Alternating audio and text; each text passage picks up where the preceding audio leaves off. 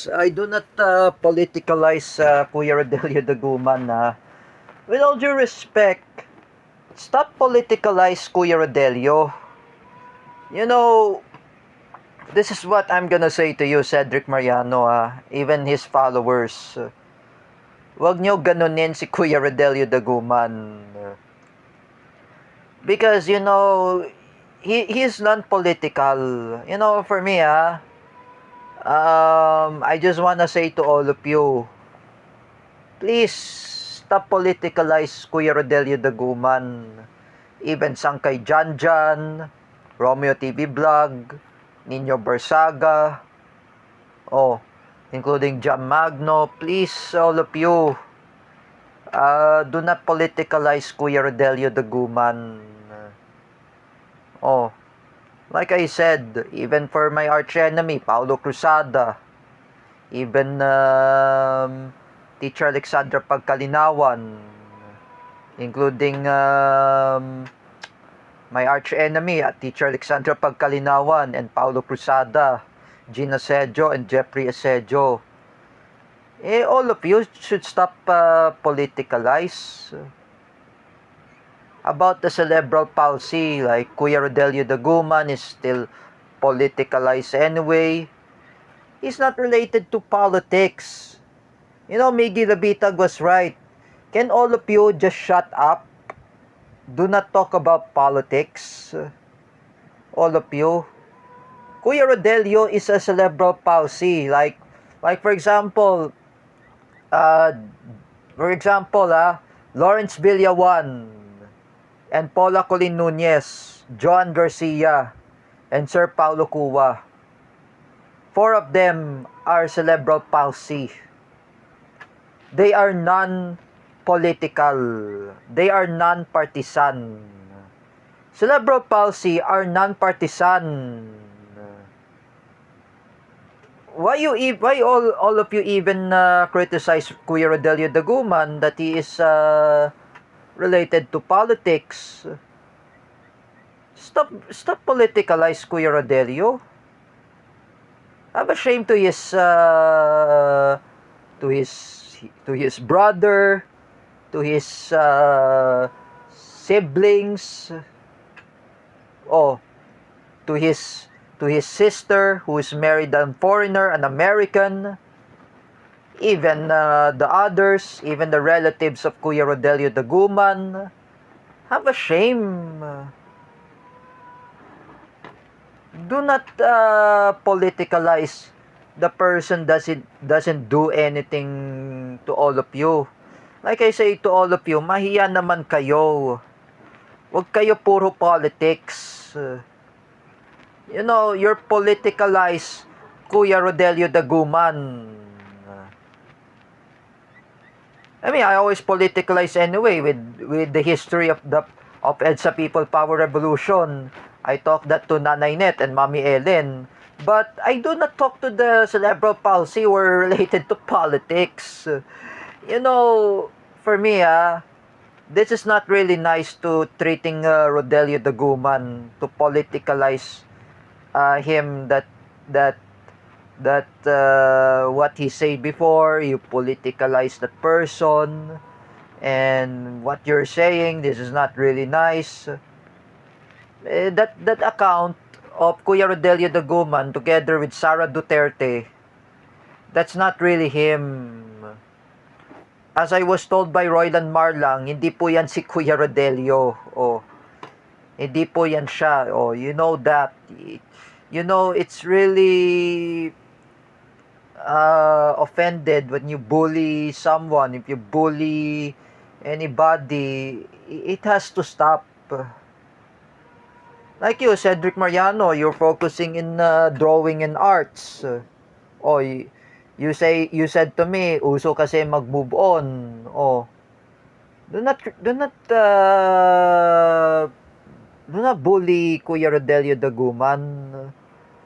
That's why I remember why is the time that you bully Mrs. Annie Gill, the mother of David. I know the mother of David Gill was affected of cyberbullying.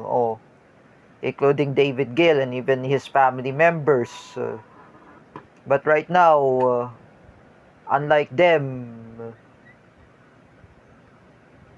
look at Kuya Rodelio Daguman was affected of cyberbullying. Oh, Kuya Rodelio Daguman was affected of cyberbullying because his mother passed away. I know his mother went to hospital for oxygen because I know I was told by his brother, Kuya Robin Daguman, he said to me, magkano ba ang bill sa oxygen sa nanay ko? Oh, what he said to me. Oh, magkano? Oh, magkano ang hospital bill para sa nanay ko? Like he said, it's really hurt. It's really cyberbullying. Oh, why can't all of you just learn how to move on from Kuya Rodelio Daguman? Like me, I move on with Kuya Rodelio Daguman. I do not, if he's my arch enemy, I said I want to move on from him. O kung kaaway ko si Kuya Rodelio Daguman, mag-move on na ako. Like I said, you can all of you just move on. You know, for all of you, if what is the problem if Kuya Rodelio Daguman if is anti-Marcos, if is a pro Duterte, if is a pro Aquino, ano bang problema ninyo lahat? Like I said, ano bang problema? What's the real problem? Like I said, ano bang problema ninyo kay Kuya Rodelio Daguman?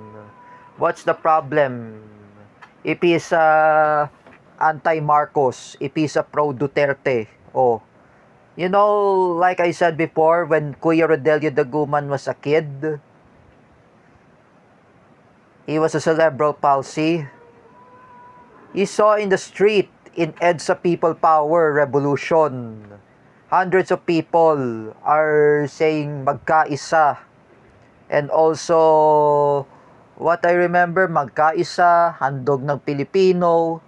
That was the latest song of 1980s, like Bernalisa, who was composed by Tito Soto, and even Bernalisa or Jim Paredes, the handog ng Pilipino. That was the part of the EDSA People Power Revolution.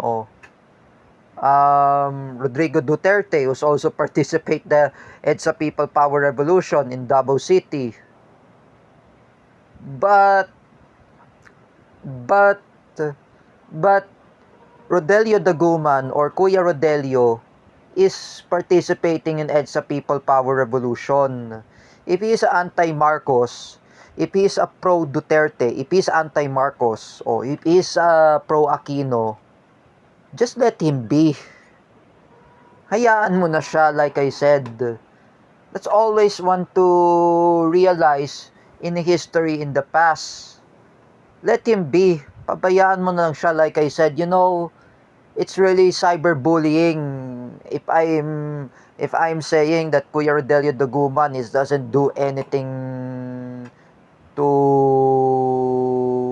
those people, respect him. You know, like me, there are lots of people who were cerebral palsy who were non-political. They are non-political. You know, it is not really nice. You know, my Ninang Bebe says, Marisol Gabag says, wag niyo ganunin si Kuya Rodelio. Just let him be. You know, the time Kawali Coronel had reconciled with Kuya Rodelio Daguman. That time, Kuya Rodelio apologized his mistake that he posted a scandal in Facebook like Jim Paredes.